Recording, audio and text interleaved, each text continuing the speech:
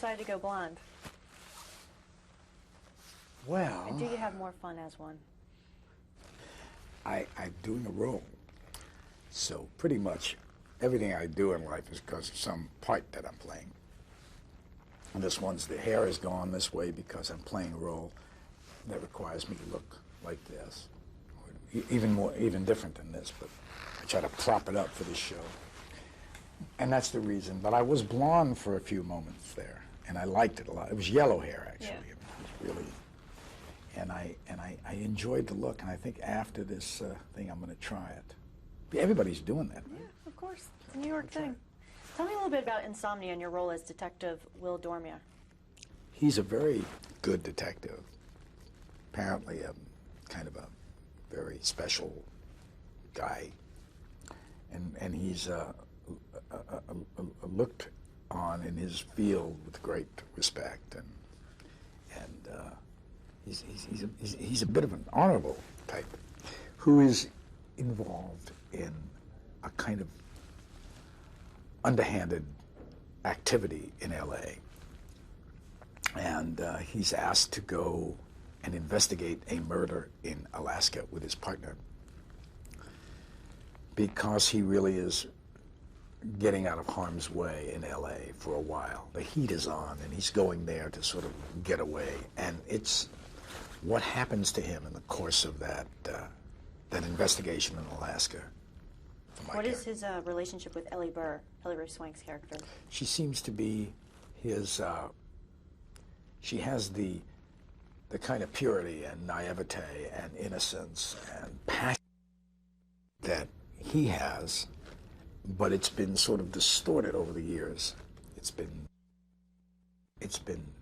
changed, and it's been altered in a way to accommodate his life and his own bitterness and stuff. But he's still a very positive guy, and has a strong, he's a man who's not married, he has no family ties. He's a kind of good bad guy. I like good bad guys. He's a good bad guy, and he interacts with another good bad guy, Walter Finch. Robin, there's a moment on the logs when you're chasing after him, and then there's a meeting of the eyes. How'd you like shooting that scene, running across the logs? Well, I like it because it asks you to get into shape to do it. So you spend 3 or 4 months getting strapped up and visiting gurus to sort of will you into be able to do this thing. And so, you know, finally you're almost mummified with bandages and stuff, and then they put you in front of the camera and they say, go. And either you can move or you fall down. I was able to do it this time, you know. A few shots of cortisone and encouragement. Like, you can do it, Al, you can do it. Just put one in front. And you go, and you start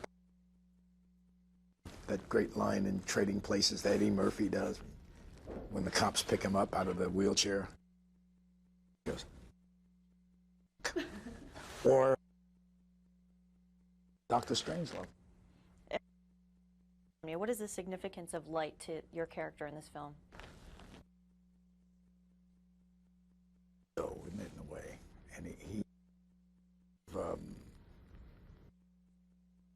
sleep deprived serves as a kind of constant reminder that he's awake when he should be asleep. And it plays off in a very subtle way, the whole picture. I can't see this film 6 months thing that they have. You know, I was in Norway there for about 3 months one summer. It's the most beautiful place to be. And it was that around-the-clock day. I love living in that. What's the longest you've ever stayed awake? Consecutive days. 4.5 years. 4.5? 4.5 years. Okay. I had, no, the longest I stayed awake, well, I stayed awake for a couple of days, and that was fun. But when I didn't want to be awake, I think I've done a 24-hour deal.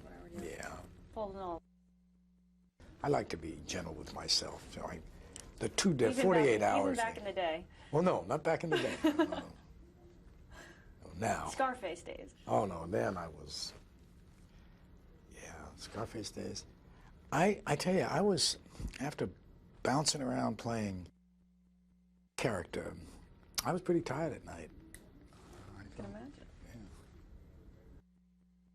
Yeah. That's a question that is not supposed to be talked about. You don't want to talk about Simone? A little bit about Simone. Well, it's just that I think that it'd give us some, except that I liked it very much, working on it. And What about the media frenzy that the film creates? I think that Andrew and movie actors and people is very unique and interesting and very amusing. Thank you so much for your Thank time. you. Nice to meet you.